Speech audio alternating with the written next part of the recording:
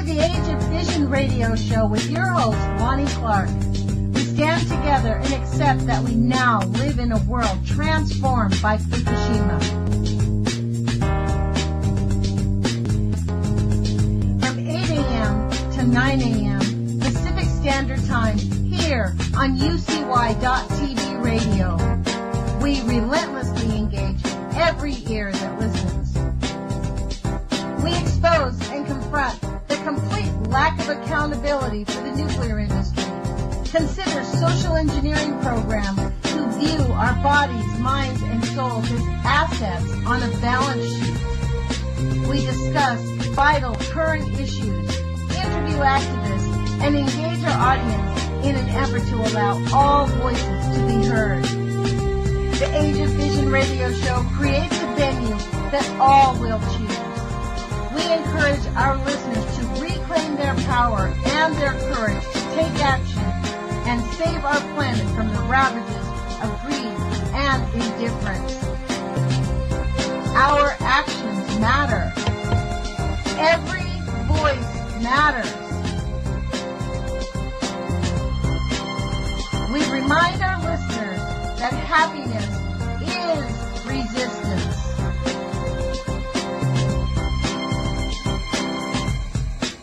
Love is greater than fear.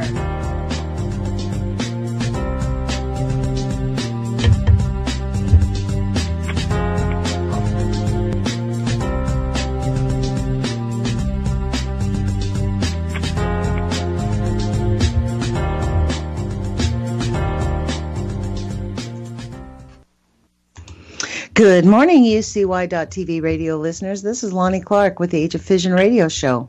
Thank you for joining us. Today is March the 2nd, 2018. It's 8 o'clock in the morning here on the West Coast, and as usual, it's gray and cold until May. So thank you for joining us.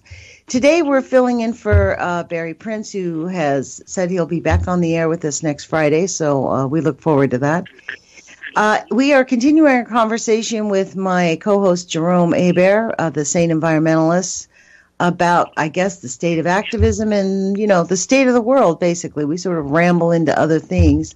We thought we'd open up the phone lines this morning, and in case anybody wants to give us a call, I think there's two phone lines that you could reach us on, so I'm going to give you them both. But my phone line is 718-717-8106. That's 717-8106. And the radio station's number is 718-717-8296. So maybe we'll hear from one or two of our callers in the next hour. In the meantime, if we don't, thanks for joining us, Jerome. We really appreciate it. It's a pleasure to be here, Lonnie. I hope you're well. I am. I'm feeling stronger and stronger every day. So I'm looking forward to the spring, I have to say. Ready for spring to spring. Me too. So, yes. Yesterday we were talking about the state of activism, and it's interesting how I think we feel very depleted. And I listened to a podcast yesterday while I was working on Telesur English on YouTube, and it was from the Empire Files from Abby Martin, and she's that reporter from the Empire Files, and she was interviewing a congressional researcher named James D'Angelo. The title of this will tell you how the conversation went. Empire Files: How Lobbyists Weaponize Transparency. Congressional researcher James D'Angelo basically researches congressional action, and he was talking about how the Legislative Reorganization Act of 1970 really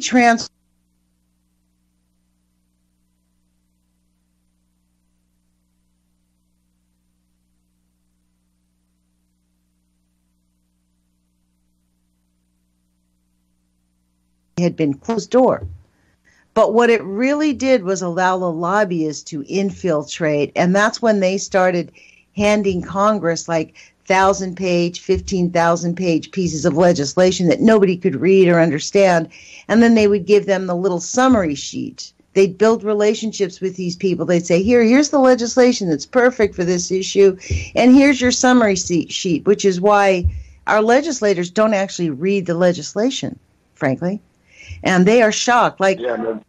Those summaries get turned into talking points that end up on the media and exactly are sold to the people of the world. Well, you know what's interesting is I remember when I first started paying attention, it must have been 2003 or 4. I woke up in 2000 when George Bush stole the election. And I started reading legislation, because I was self-employed. I had the luxury of being at home watching C-SPAN. I would actually read the whole legislation.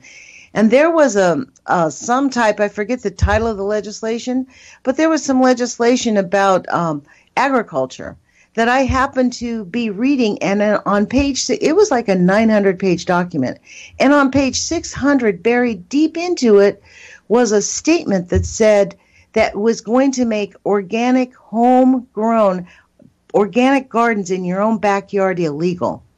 I was like, what?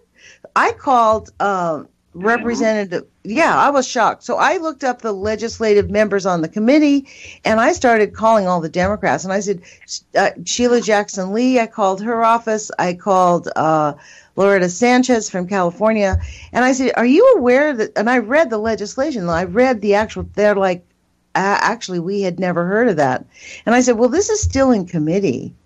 And so I called back 2 weeks later to find out the status of that. And actually, you know what had happened? The lady said that there was about 10 or 12 people who also called. And she said, we'd had a number of calls. And I'm like, well, how many? She's like, about a dozen. And I'm like, okay. And she's like, well, we've actually moved it through committee to take that part of the legislation out of the act. So ironically, it took 10 or 12 people to read the legislation to move the act into being something healthier and better for us. And this is what this guy, James D'Angelo, was talking about yesterday. Nobody follows the legislation. I mean, at most, they pass hundreds of laws a year and small pieces of legislation. They're constantly being busy. I mean, maybe there's 30, 40 big pieces of legislation, but people follow 10, 5 of them. You know what I mean? It's just too complicated. And he was saying that this is why we're in the state that we're in, because of the way it's been reorganized. And as well, that it's created in the past decade or two a culture within the House of Representatives and Congress where the younger ones have to spend 20 hours a week fundraising, or else they don't get reelected. They actually all have to spend. If they want a career in it. They all have to spend that time. So, and so they have to go off campus. So they have like sweatshops where these representatives go to make money for their campaigns. And it seems to me that the whole thing is kind of a big kick in the ass to the populace of the United States. No matter what they do, they get it wrong. We're too diverse a population that may have even 50% happiness in any one decision. And I think that there's a real need to break it all up, as it were, into what is a regional solution to the problem. And you can handle regional problems better than you can handle global problems. And humanity is just, I saw, I believe it was an Apple commercial, and it showed a bunch of zombie-like people staring down at cell phone screens, not talking or doing anything, just staring at their phones. And I got to thinking, whoa. And there's other movies, 1984 talked about that, about us getting to a point where what we're shown on a screen is now reality, where Big Brother is watching, and we know that, and it's okay, because we have our screens. Without our screens, what would we do? We'd cry out for freedom. But screens dumb us down. They keep us on a low level of inquisition. And so they can do whatever the hell they want all around us, as long as they give us a cutesy story to grab our mind and pull us in the direction away from the truth. Doesn't matter what direction. as long as it's away from what their plan is and knowing what their plan is. And that may sound insane, and I don't really give a damn, but I think there's something to it. Well, there is something to it because it's pretty. I mean, the thing is, the curtain is being drawn back from Oz. We're seeing it now. It's not like being hidden anymore. And this is how audacious they are. They don't care if we know anymore. The power is so complete, they don't care what we say. It doesn't matter. And if someone really gets out of line, you get knocked off either physically or, politically. You're no longer existent. I mean, attempt to get on the air on any of these, any big major broadcaster. They clip it out. And, when Bill Clinton sold out the airwaves to the massive frankly, Bill Clinton did more harm to this country than Trump is actually exceeding him. But prior to him, I think Clinton was far worse than George Bush in the harm that he did to this country because he sold out the airwaves to the big media. He, did the NAFTA deal that super screwed everybody in Canada and America and south of the border. I mean, and we're having to pick up the pieces. This is the thing. This is why, Trader Trump is just so horrendous right now, because it takes a long time for us to pick up the pieces. The harm they do takes a long time. The harm is still unraveling. Think about it. The policies of NAFTA created mass illegal migration. Yeah. Both to the United States and Canada. And that has affected negatively. Well, it also helped the so-called. It also helped and the donor countries because they're losing good workers to another economy. They want their workers in their economy. Well, so if you have a failing economy and all your workers flee to another economy, well, then you're totally screwed now. Well, the reason they fled is because American corporations were able to go down there and buy out all the local farmers. They basically destroyed their economy in Mexico.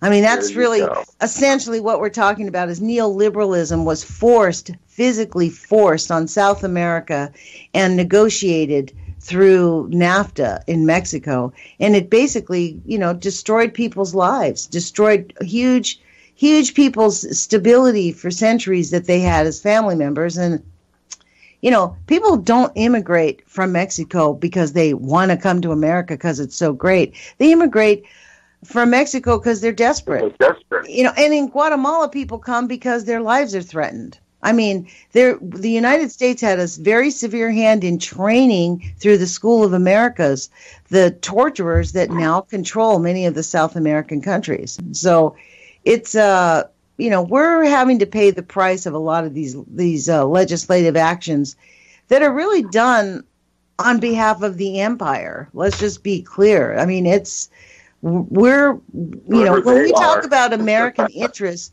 we're not talking about Americans' values. We're talking about economic interests. Your stuff is our stuff. Whatever you own that we want, we get to have it. That's our interests. That's the American policy. Yep. So, and then, then we have all these Americans who believe in the Constitution. We're standing up like those kids recently on these gun rights, right? So I think it was South Carolina just passed a law to punish Delta Airlines for not giving discounts to the NRA. Now, why would the NRA be entitled to be getting a discount? Why would NRA members be entitled to a discount any more than you and I? I don't know. Maybe they fly a lot. I mean, I can understand why FedEx refuses to stop backing the NRA. I get that because of the shipping costs, right? They're shipping all of their weapons.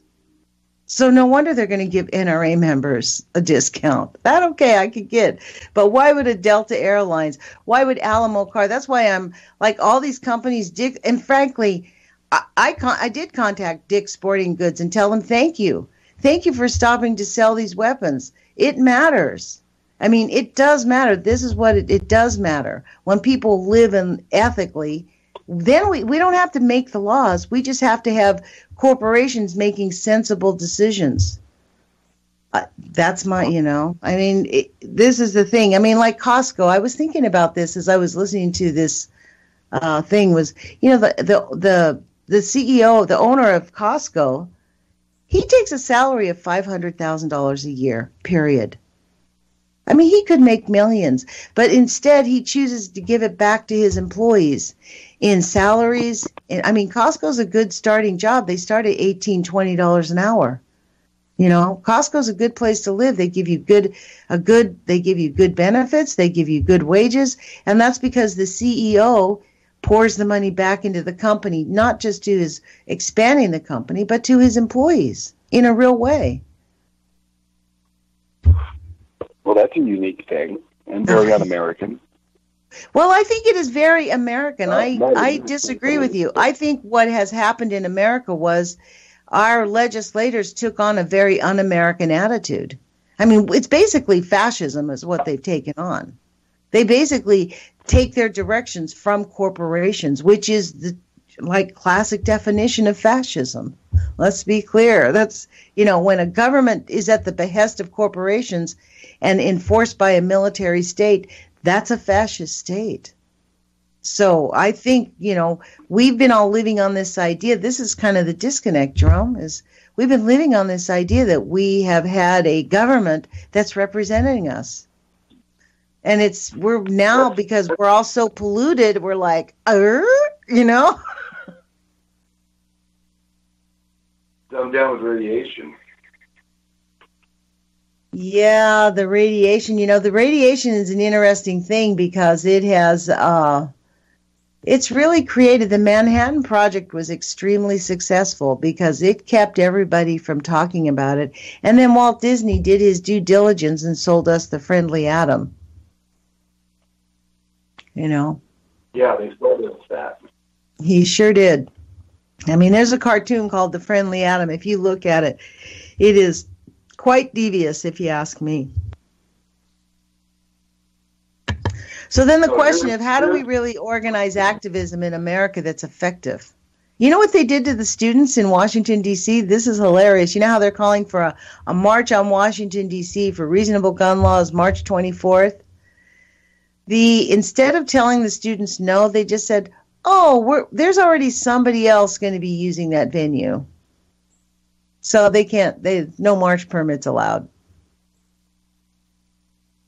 Is somebody else already in there? Yeah, it was super.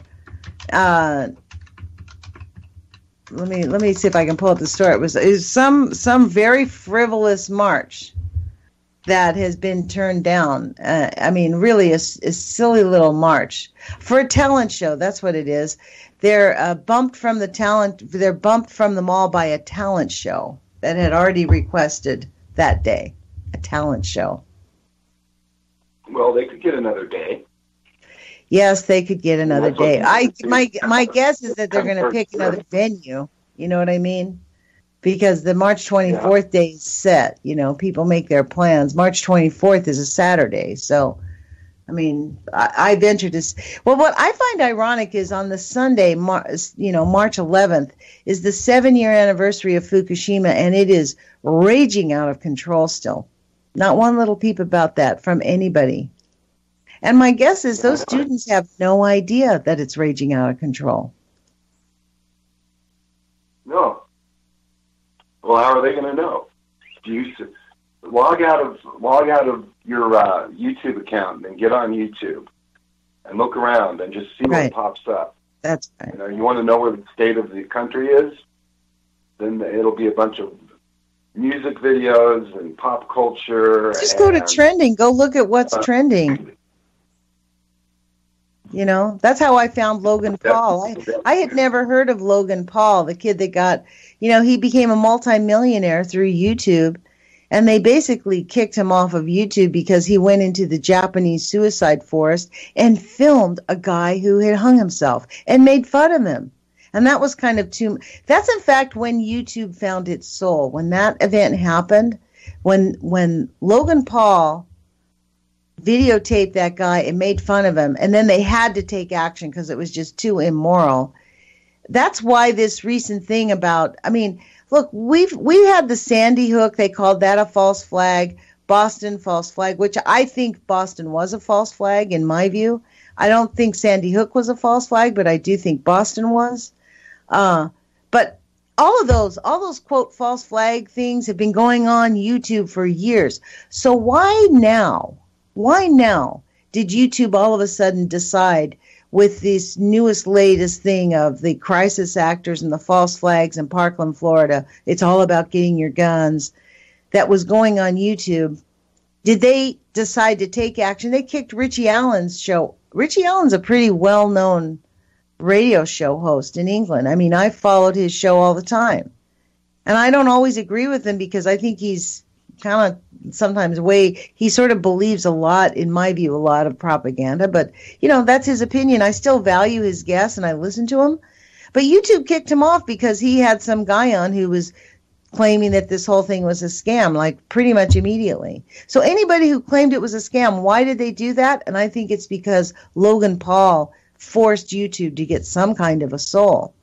They had to draw the line. And, it is censorship. It is censorship, to kick Richie Allen off or anybody who says it's a false flag. It is.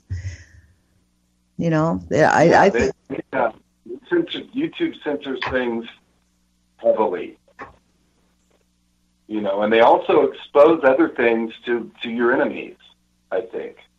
Oh, for sure. And actually, they generate enemies. As soon as I did a video entitled on the origins of global warming, I had 50 experts on one video that just attacked me. I'm like, where did these people even come from? They're not subscribers. They're just out of the blue, all of a sudden, really calling me bad names and hateful, to the point where I actually made that video private so nobody else could see it. Wow. I felt I had to censor myself. You know what would be interesting? I mean, delete all those comments. Causing somebody to censor themselves. Have you attempted to rename the video and see if the algorithms would still catch you? Because I think those are all bots, all those. That's what I think. When we get attacked on YouTube, like voraciously attacked, I think they're just bots. They're automated algorithms that pick up these names and then they put in, because some of the attacks don't actually equate, to some of the things you say on the video. At least that's what my experience was, is some of them are just like attacks, just say stuff that you could say in almost any video. So I think that they were computer generated insults. That's a thought. They could do it if they want. And they do it. That's, I've read that they actually do it. So, I mean, it's interesting because what they're trying to do, what they're really attempting to do, is get us from not looking at the real things that are causing harm on our planet, like the nuclear industry, like the chemical industry. Looking at our screens is what they want us to do. Hey, Jerome, you're fading out super far away. Sorry, is this better? Yes, that's a million times better. Much better. Good. Yeah, so, they want us to just look at our screens, and they don't want us to look at information that might be counter to their narrative, and therefore they censor. That's why something that does show actually how it all started, not good or bad even, just this is how it started. This latest wave in the United States of global warming, and actually all over the world, got started by Al Gore and that movie, An Inconvenient Truth. That stunned the world. That shocked the world, and it put a lot of people into action. Okay. And well, I think that there were scientists working on it before Al Gore, though. He did bring it to the highlight, but I think and theirs was their argument. Well, this has been going on since the 40s, and this and that and the other thing, and it's like whatever. The latest wave is caused by Al Gore and this other guy who was his college professor. In his one science class that he took, that he failed. He got a D in it. He was not a good student in science. Al Gore doesn't understand science. That's documented. He's a politician. He's not a scientist. And he created this wave, and I'm looking at the data, and the more I look at the data, the more I see that indeed there are issues going on in relationship to this, and some of them could get pretty bad pretty quickly. The Earth has what they call feedback loops. wherein, let's say, my latest studies have been in the overall ice pack on the planet and how that's changing. And it is going downhill. And when it does, there are giant pockets of methane gel, frozen methane gel is what it is, under the polar ice caps. And they're basically capped off by the very coldness of the environment around them. And so this frozen reservoir, giant reservoirs of methane gas, is encapsulated under the polar ice cap. When the polar ice cap melts and the general temperature increases, it will cause the plugs on these caps to blow, and they'll just start venting into the atmosphere. And some of them could be gigantic, volcano-sized eruptions of methane gas that could change the entire environment of the planet Earth literally overnight, rise at 10 degrees in 1 week globally, melting all the ice right away. Places like North America, desert. Places like Mexico, desert. Around the equator, you'll have a little thin green band, everything else dead. And the storms along that thin band along the green zone will be extreme. So that could happen. Okay. Well, and then what else is not being counted in that, though, is also basically like the leaks, the leaks of technological disasters like Fukushima. The Macondo oil well out in the Gulf of Mexico is still leaking oil. They never really fully capped it. So there's, we have these massive pollutions going into it that is really harming the ecosystem. I mean, I've always contended that Fukushima is really harming the microscopic biodiversity in the Pacific Ocean. That's why we're seeing starving whales and starving seals, because they can't get the krill that they need, because the krill can't grow because the microorganisms that they feed on are no longer available.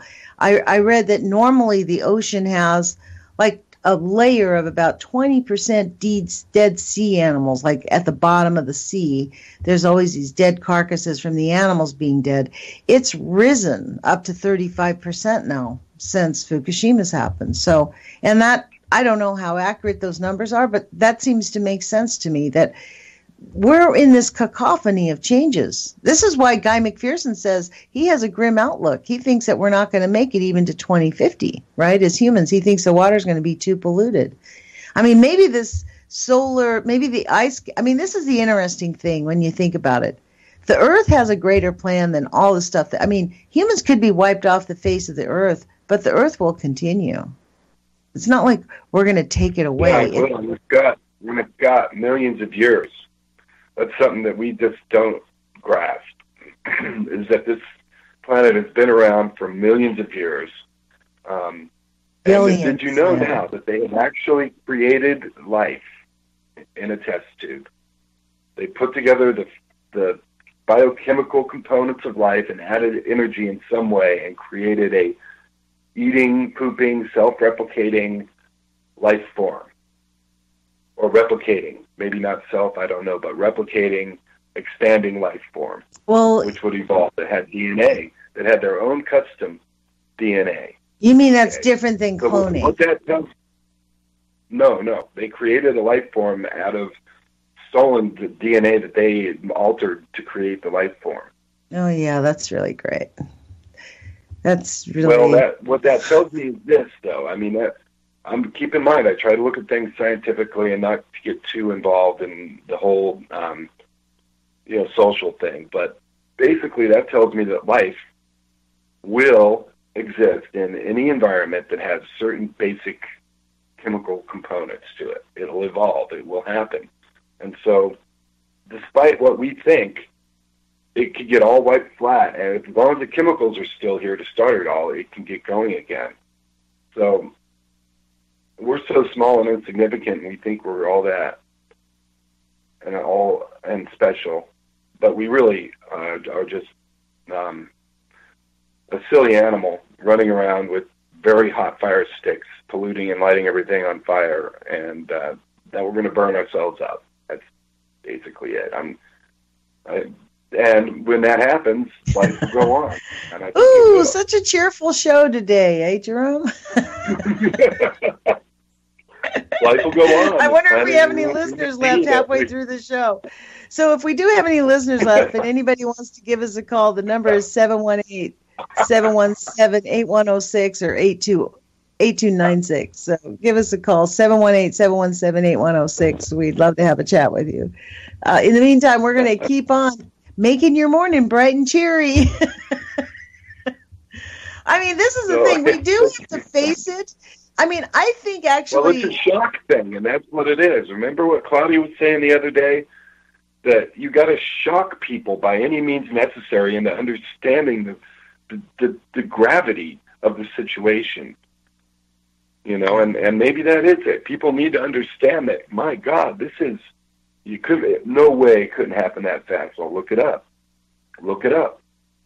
And it's happening. Already there's geysers of methane on the northern continent that warm areas of a dozen square miles to 60 degrees in the middle of October in Greenland on the ice sheet. 60 degrees in one little pocket. And it just floats along at 60 degrees. That's how quickly and how obviously methane warms the atmosphere. It's one of the primary. It's as bad almost as water vapor. Yeah. You know, because water vapor has a kind of a negative feedback loop where it builds up too much and then it rains and that cools stuff down, you know, through evaporation. But still, that's just, it's sad. It is sad. It is a shock. I mean, we've been asleep for 100 years since the turn of the, you know, I mean, what was interesting at the Industrial Revolution, finally, children got out of the slave trade. You know what I mean? Children no longer had to work in the mills and in the mines, and we stood up for women, and people thought they got their rights. And all the meantime, they're developing these programs, like John Goffman basically said in one of the readings that I read. Ever since they discovered radioactivity, they started testing babies in hospitals. Every baby born between 1900, when they discovered it, and 1940, if you were in a major hospital in a big city, your child got tested with radioactive levels. They used to x-ray children and not even tell the parents. It wasn't even until 1940 that it dawned on them that they ought to ask for permission. For real. I mean, and imagine, that's just one industry. I mean, think of all the things. And frankly, even like look at makeup. You have to, women who I wear makeup, you have to wear makeup and look. They sell lipstick with high levels of lead and zinc in it. You know, the redder the lipstick. Lipstick is disgusting. Yes, it is really disgusting. From a man's perspective, lipstick is gross because it tastes bad. Well, some men like it, so you know what I mean? Let's just be clear. What's the first thing we do? Wipe that lipstick off. Get that stuff off of there. Let's get serious. But I'm just saying, like, what we've been, you know, and one of the things that really has really harmed our country is the destruction of the family and really the destruction of men. Like this, I tell people over and over again, please search out this documentary called Tough Guys, Guise. Men were socially engineered, starting at the turn of the century, the 30s, when they realized on the radio that they could manipulate society through the mass media. They did, and they got very serious about it, and they really focused on changing people's roles because there was no way they wanted liberated men.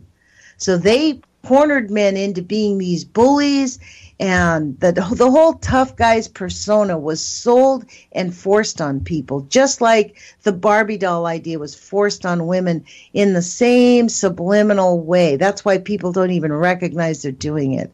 I mean, it is time for us to liberate ourselves and be true human beings.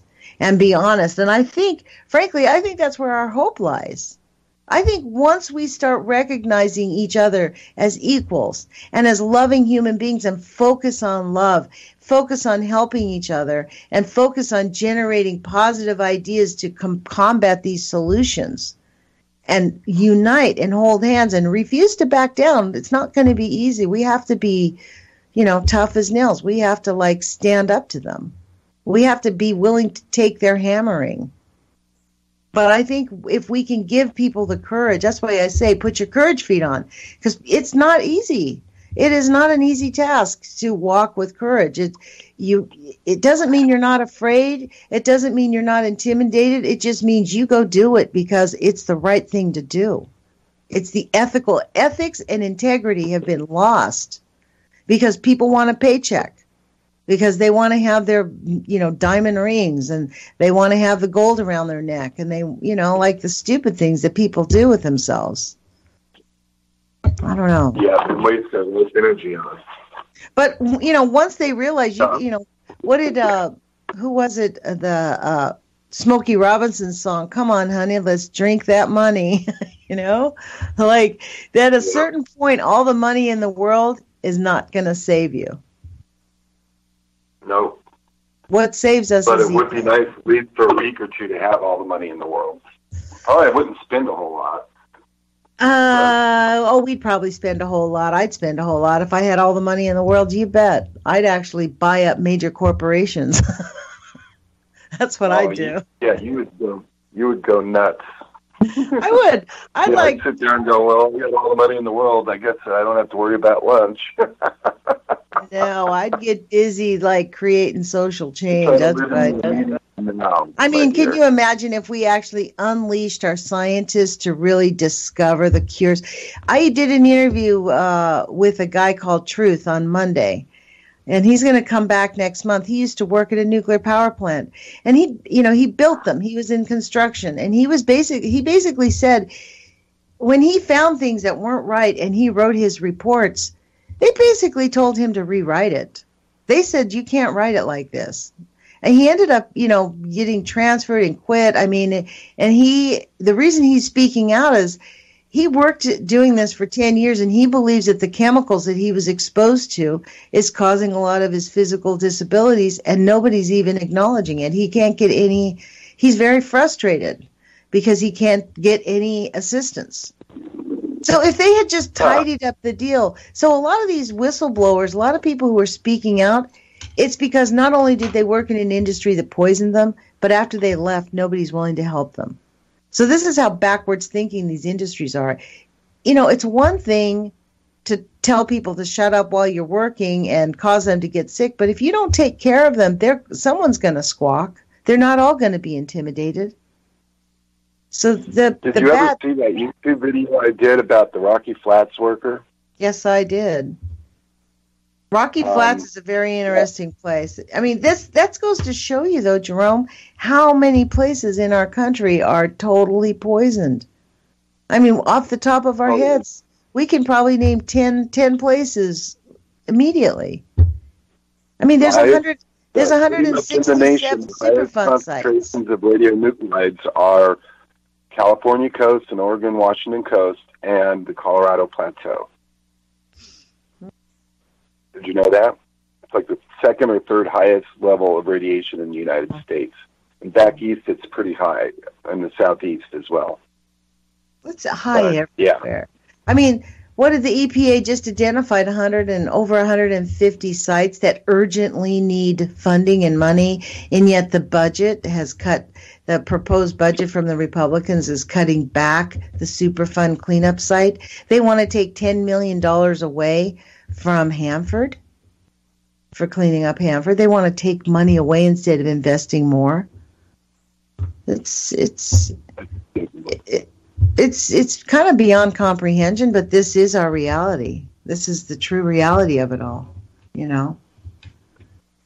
Well, we the people, and I guess that we do our doom and gloom, but people need to understand the doom and gloom and what's really happening, and that's why I call myself the sane environmentalist, because I try to figure out what's really happening and report on that. I guess I do okay at that. Not great, but I'm calm. People have often commented, well, your calming voice helps to understand this shocking subject. Thank you for not being overly emotional and freaked out. The thing that I like about your YouTube channel is your interpretation of science, because I am not a science person. So you very articulately explain the science. You know what I mean? You do your research and you talk about, well, this is this, like the radionuclides and how they actually worked. I'd been following this for like 5 years, and that's why I asked you to be on the show with me, because until I heard you do some explanation about what you had just discovered Fukushima, so you were doing your research, and you did a video very spontaneously, very honestly, and authentically about what your interpretation, and it finally clicked, like, oh, that's how that stuff works. Like, I'm a super, as all of my listeners know, non-scientific person. I go by my gut level on this stuff.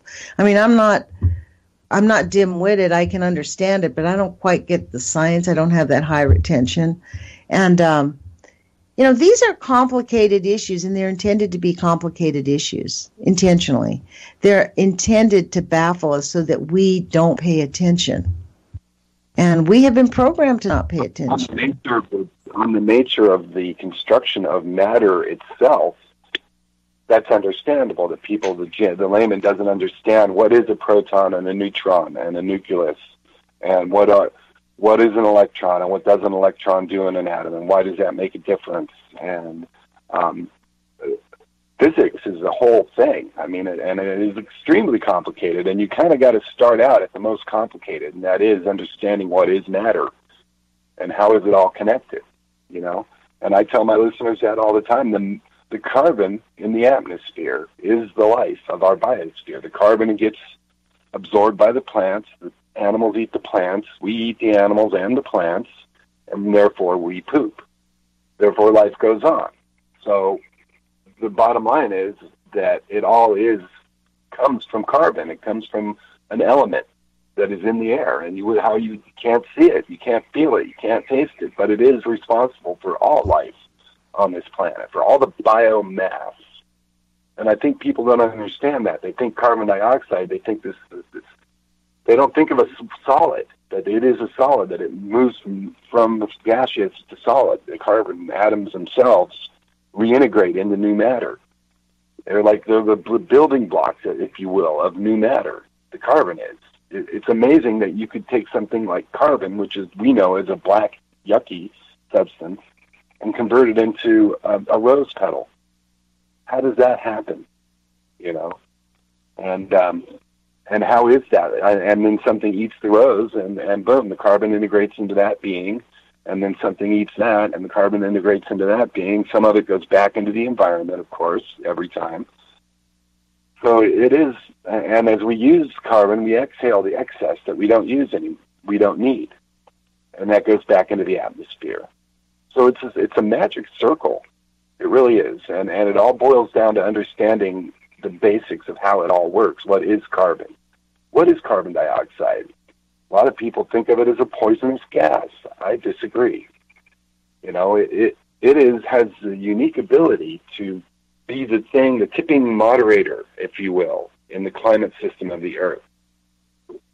Carbon is the tipping moderator. It's the final straw, if you will, that causes all the other changes to transform the climate.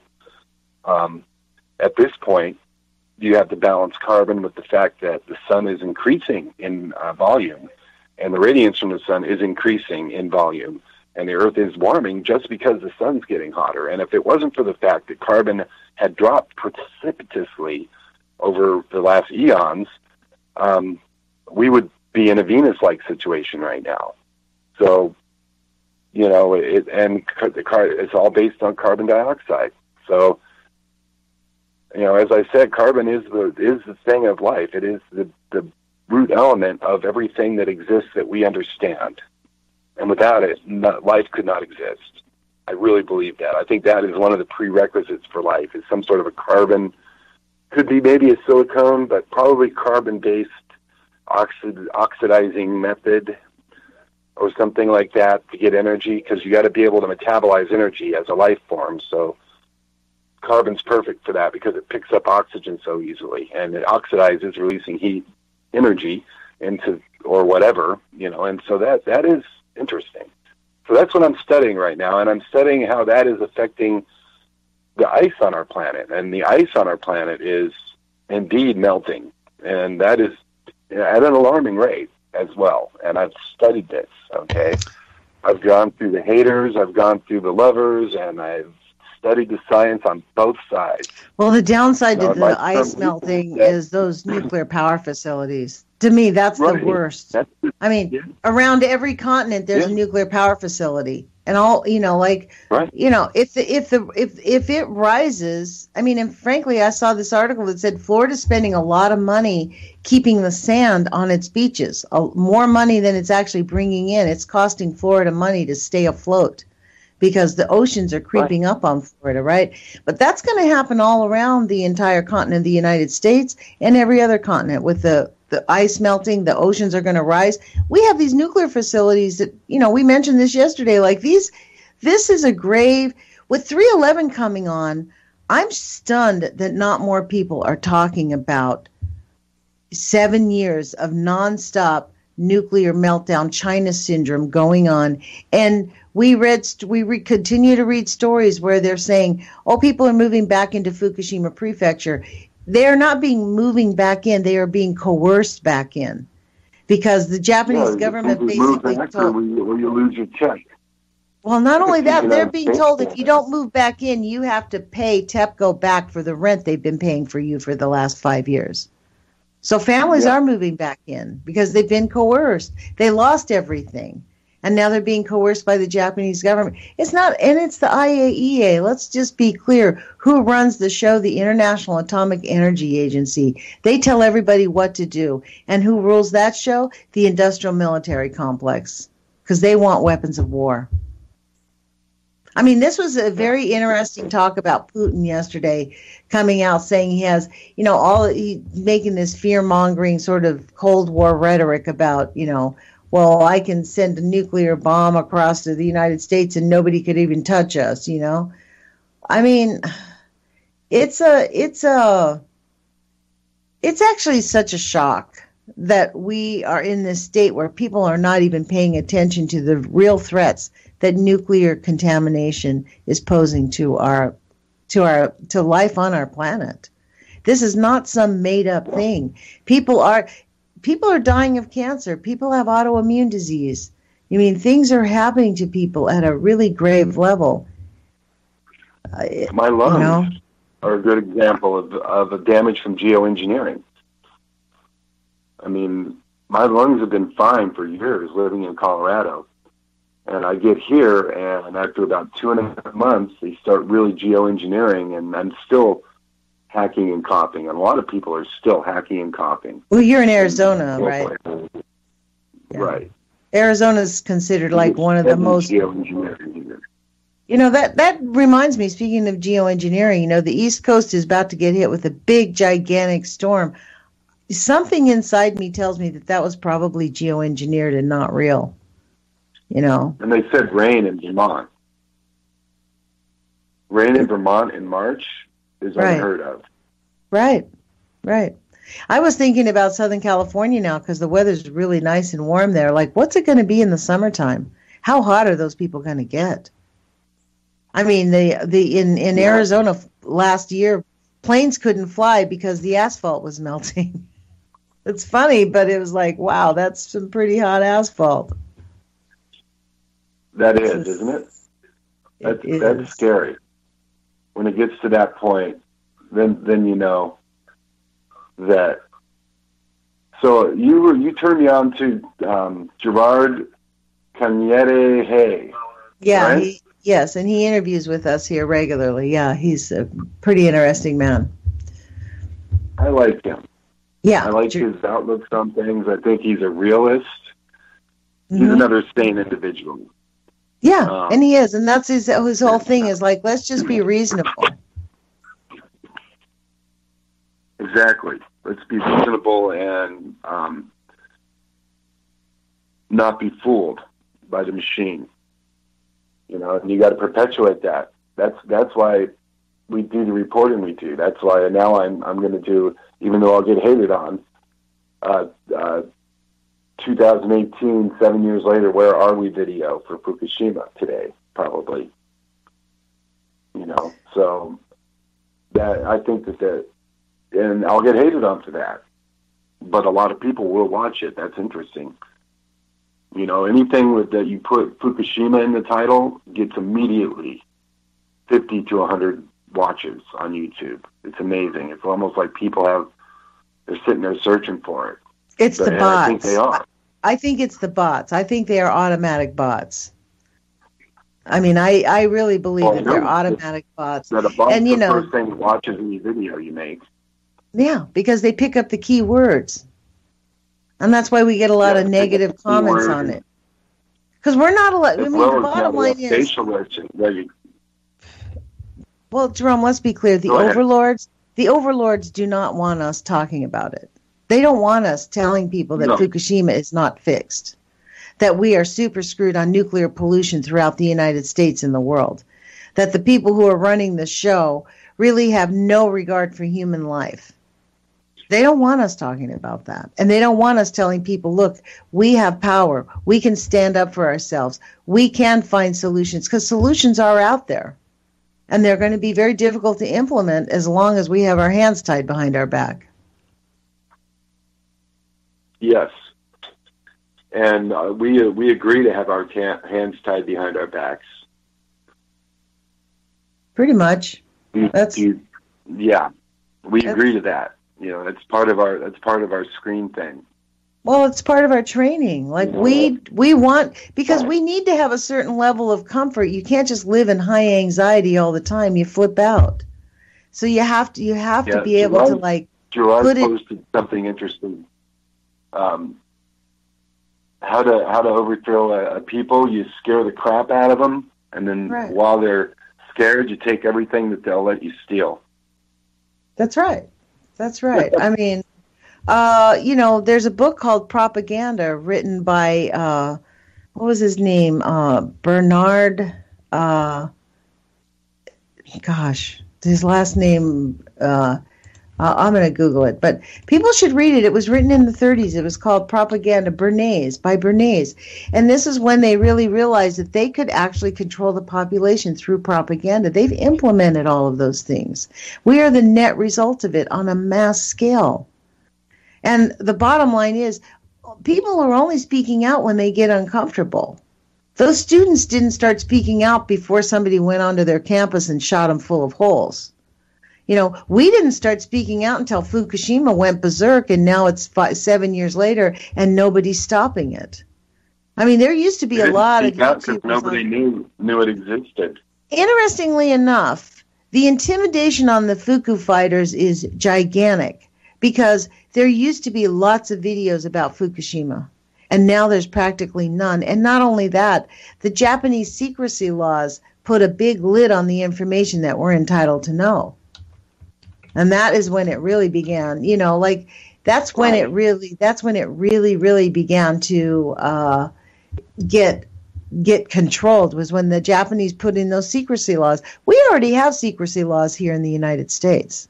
Those secrecy laws are inside the NRC, which is why that Truth, who was on my show on Monday, even though he was just constructing a nuclear facility, when he saw things wrong, they told him to rewrite it. That you couldn't put in those types of comments into it because it would cause a cost overlay. It would cost it would cost too much, and it would cause a delay. And they were talking about having to pay 1% interest or 2% interest on their $1 billion loans if they didn't meet their deadlines. So instead of paying a 1% interest, if they would have done things correctly, they would have had to take a 2% interest. And that would have cost them millions of dollars, and they were not willing to do it. So instead, they instructed all of their employees to not just report things. That's standard procedure. That's standard procedure at the NRC. And everybody working for them knows it and accepts it, because they want to get paid that $100,000, $150,000 a year, $200,000, $300,000. How is that organization, how is the Nuclear Regulatory Commission or the EPA? I can see the Superfund thing, but mostly that's just what the EPA is doing is just allocating money to other people who are doing the work, just like at Hanford. You know, the Nuclear Regulatory Administration and the EPA are basically just co-opting the work to private contractors. Okay, and the private contractors are the ones that are actually responsible for doing the work and for any errors that occur. You know, such as Hanford, you know, is a great example of that. The contractor at Hanford, in order to save money, did two things wrong. He pushed forward too fast and did not build a giant tent over the entire plutonium refinishing plant in order to demolish it in a safe and contained way. They figured we'll just spray this foam on it and that'll stop the dust. Well, guess what? Now they're finding plutonium in guys' shoes, in their cars, and the rugs of their houses, and other places. I venture to say if they looked for plutonium, we'd find plutonium in lots of places, Jerome. They don't even test for it. And, you know, I called up, what was the university? Must have been in San Diego when they were testing about 3 or 4 years ago. I saw some scientists that were testing the seals who were, like, dying, right? And I called them and I said, well, are you testing for radioactivity? They said, no, we specifically. I called them up and said, you know, because I had seen 13 of them say, no, we're specifically told not to test for radiation. And so I called them up. I said, why don't you just at least test for plutonium? They said, we can't. At most, they test for cesium-137 because that's identifiable. Plutonium, they don't test for because they don't know if it came from World War II or from Fukushima because of its half-life. They can't tell how far back it's generated. So there's plutonium everywhere. We have been bombarded with plutonium, as we're seeing in genetic mutations, in our weakening life cycles, in cancer rates, in the declining health decline, and in the sterility rates. You know, not just among humans. I mean, we are in a crisis on this planet caused by the technologists. And, you know, I mean, this is why I say our only place to go is love. We have to act in love and do the things that we are called to do. No matter even if it looks like it's not going to make a difference, we're still called to do it. Because it does make 100%. A difference. I think the universe will reward people for making a difference. Speaking out, our voices matter. Yeah. You know, just like you said, every voice matters, every single one. That's right. You know, that's right. You know, that's when I try to plug and share the voices of people that I think matter. I think Claudia is a good example of that. Yes. I love her so much. She has a tendency to get a little over the edge sometimes, but you do too. But I love you guys because you have to care. That's like even Richie Allen. Like I love Richie Allen. People just have to carry. They just have to care about it. Once people start caring, we are amazing in our ability to change things. You know, how do you stop people from caring? You divert them from understanding it. And how do you do that? Well, one perfect way is, screens. Oh, here we are back at screens again. Isn't it ironic that because of this information highway, quote unquote, that we have, we are locked into watching cat videos on YouTube for 5 hours. Exactly. Well, you know, I listen. What have I been doing? Yeah. Jules did a whole show on the dopamine that happens every time you pick up your cell phone. The information is out there that we're being manipulated. But you know what, Jerome? We've got 30 seconds left. This has gone really fast. So I really appreciate everybody listening, and thank you for joining us. We really do appreciate it here. And I hope you share our position that, things are great, but life is still fabulous. It's still really great to live. So I'm one for life. You can catch Jerome at The Sane Environmentalist, Jerome's YouTube channel, The Sane Environmentalist. I'm nuts for art, although I've been dormant for a while. Please put your courage feet on. Thanks, Jerome, for joining me today. All right, I'll talk to you later. Bye-bye.